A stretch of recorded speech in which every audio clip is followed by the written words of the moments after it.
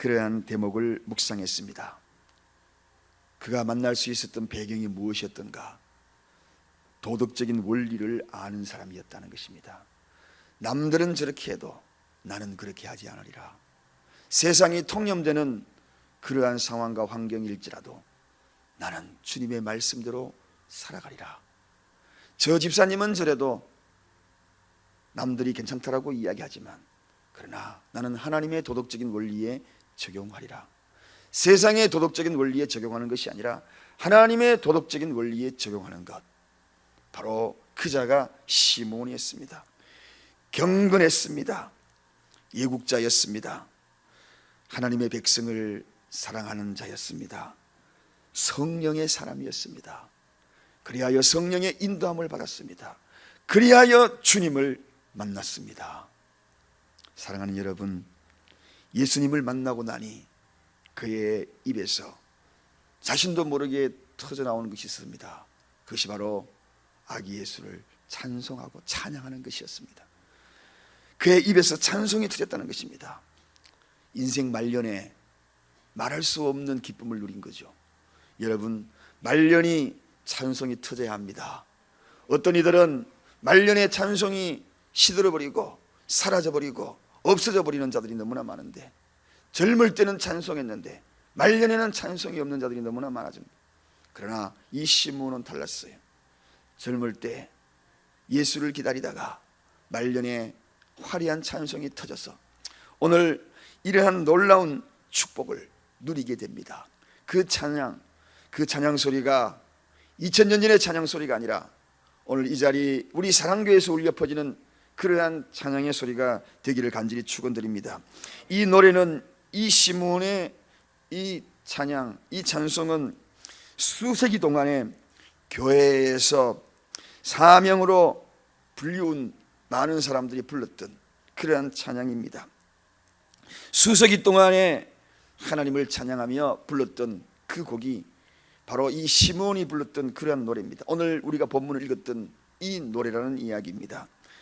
즉 이 시몬이 아기 예수를 가슴에 안고 하나님을 찬송하며 영광을 돌린 그러한 찬송, 메시아를 가슴에 안고 부르는 그 찬양, 여러분, 메시아를 가슴에 안고 부르는 그 찬양이 어떻겠습니까? 어떤 감격이었을까? 오늘 이 시간에도 아기 예수를 가슴에 안고 부르는 찬양, 그 찬양은 얼마나 감격적일까? 일생 동안 기다려온 그 메시아를 가슴에 안고 부르는 그 찬양, 그 찬양 속에 그의 마음과 심령이 어떠했을까? 뿐만 아니라 영원한 안식을 얻게 된 그런 찬양, 그리고 메시아가 하시게 될 그 직책, 사역, 그 모든 것들을 찬양하는 이 아름다운 이 찬양, 오늘은 이 찬양의 이 소리를 좀 더 구체적으로 살펴봅니다. 이번 사순절 기간 동안에 우리는 이 찬양을 불러야 할 것 같습니다. 이러한 노래를 불러야 할 것 같습니다. 고난주간을 앞으로도 맞이할 것이고, 그리고 부활절도 맞이할 것인데 어떠한 모습으로 찬양을 해야 할 것인가? 사순절을 영락없이 해마다 다가오는 이때에 우리가 불러야 될 영원한 노래, 시몬의 찬양, 그 찬양이 있기를 원합니다. 오늘 시몬은 먼저 어떤 노래를 부릅니까? 29절에 가보니까 시몬은 말씀하신 대로 종을 평안히 놓아 주신다, 이렇게 이야기하고 있습니다.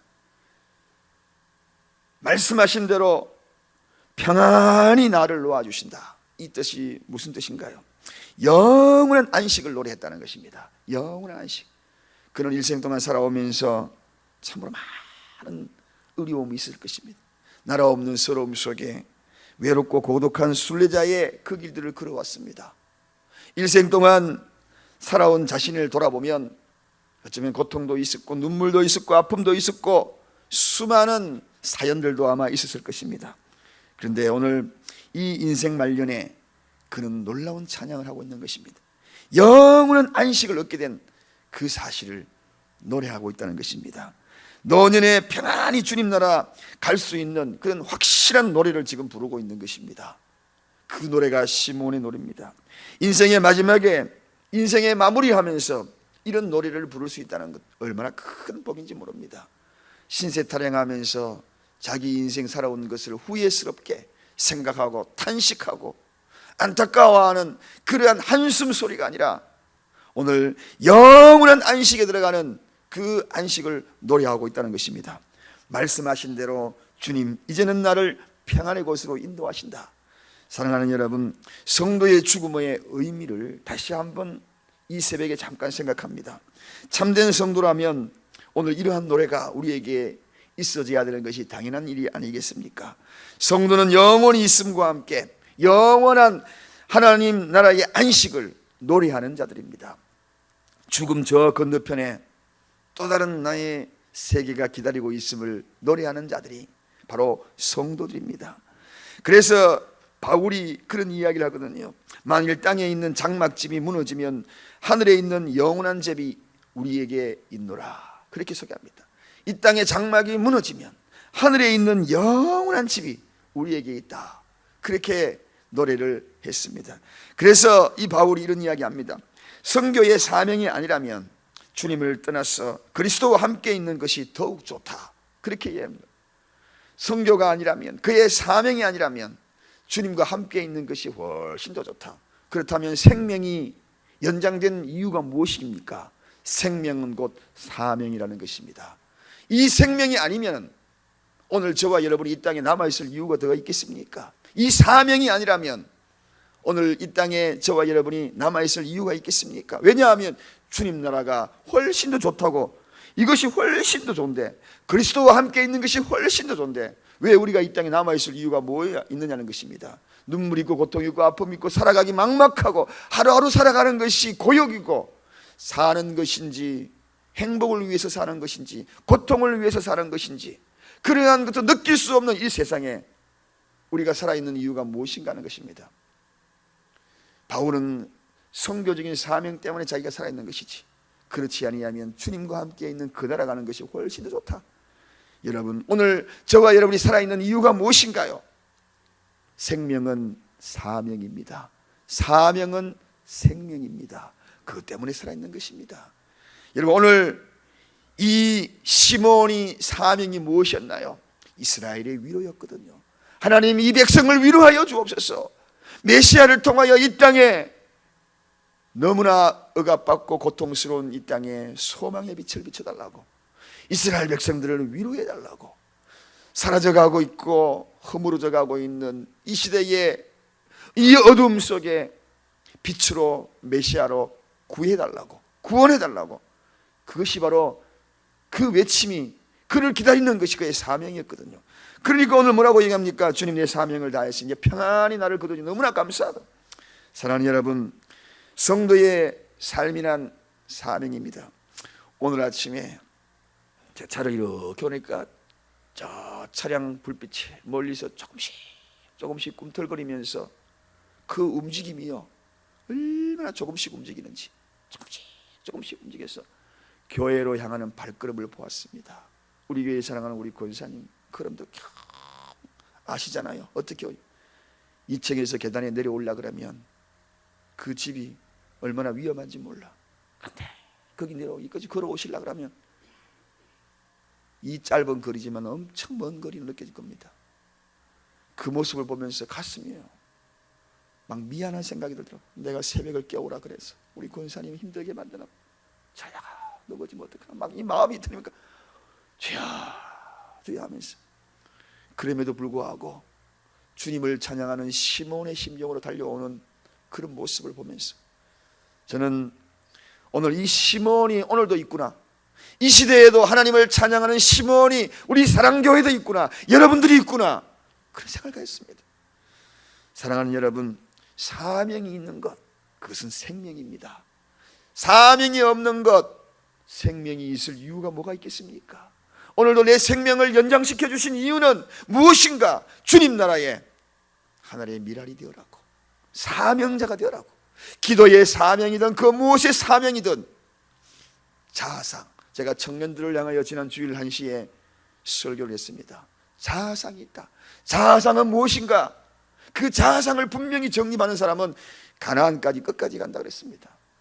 가나안까지 끝까지 갈 수 있는 사람은 자아상이 정립이 된 자, 이스라엘 백성들이 가나안으로 끝까지 가야 될 그 자가 누구인가? 여호수아는 끝까지 갈 수밖에 없었어요. 그런 자아상이 있었습니다. 자아상이 무엇인가?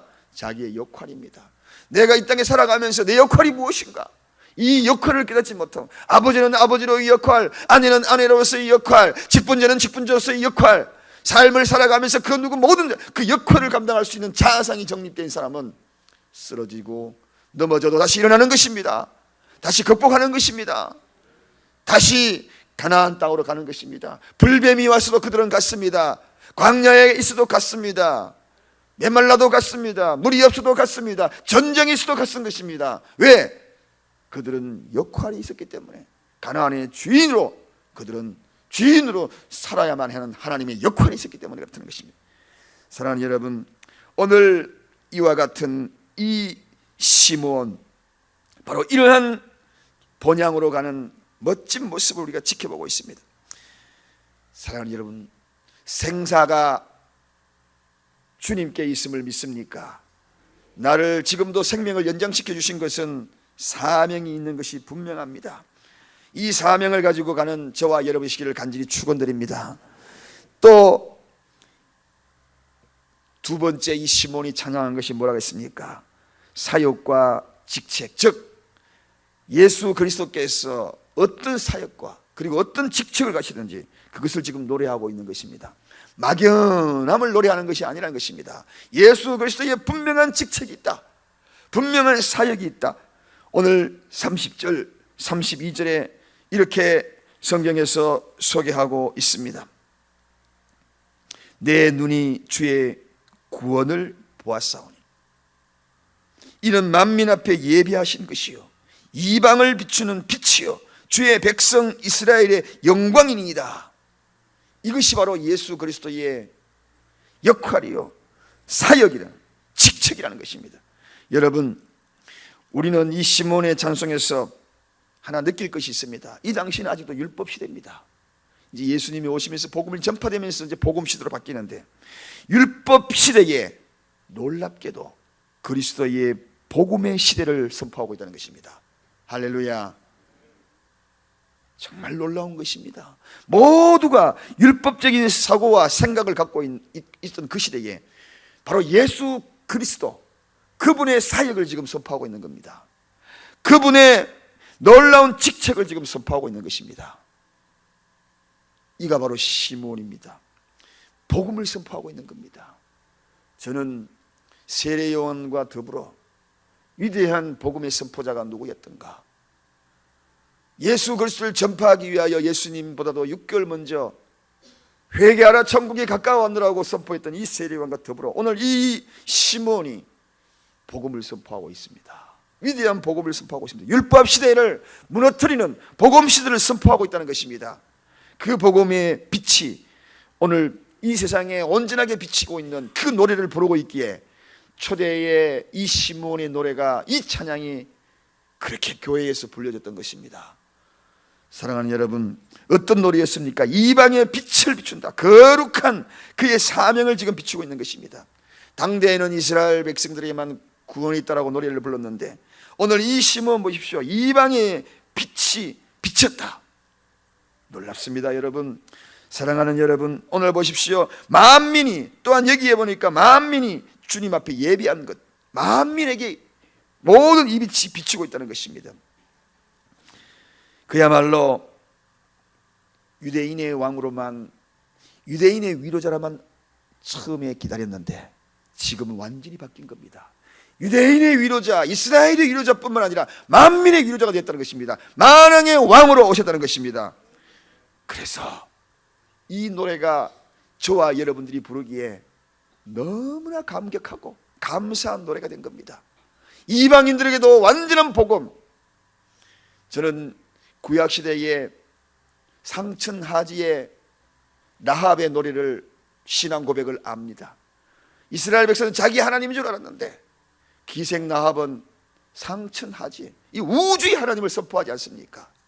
당시에 이스라엘 백성들이 이스라엘의 왕으로만 온 줄 알았는데 오늘 이 시므온은 만민의 왕으로 지금 선포하고 있는 것입니다. 만민의 위로자로 선포하고 있다는 것입니다. 그래서 그의 영광의 그 직책을 지금 찬송하고 있는 것입니다. 할렐루야, 할렐루야. 오늘 이 복음이야말로, 위대한 복음이야말로 시몬의 이 노래를 통하여 세상 밖으로 울려 퍼지기 시작하는 것입니다.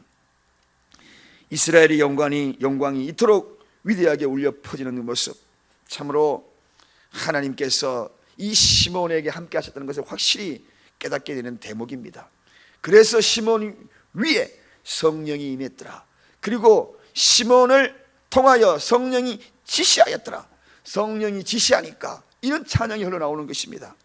자, 이러한 직책과 이러한 사역을 선포하니까요, 오늘 본문에 놀랍게도 33절에 가보니까 그 부모가 그 아기에 대한 말들을 기이 여겼더라, 그렇게 소개합니다.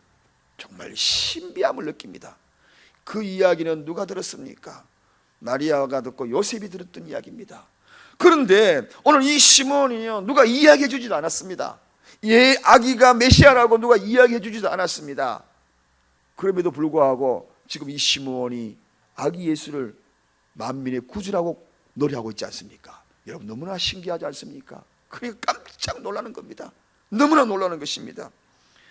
세상에 이 메시아를 알았던 유일한 사람들은 요셉과 그리고 목자, 그리고 또 경배했던 목자뿐만 아니라 요셉과 마리아, 천사들.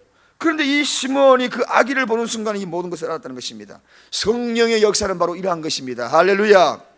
성령의 역사는 바로 이러한 것입니다. 하나님이 지시한다는 것입니다. 구체적으로 지시한다는 것입니다.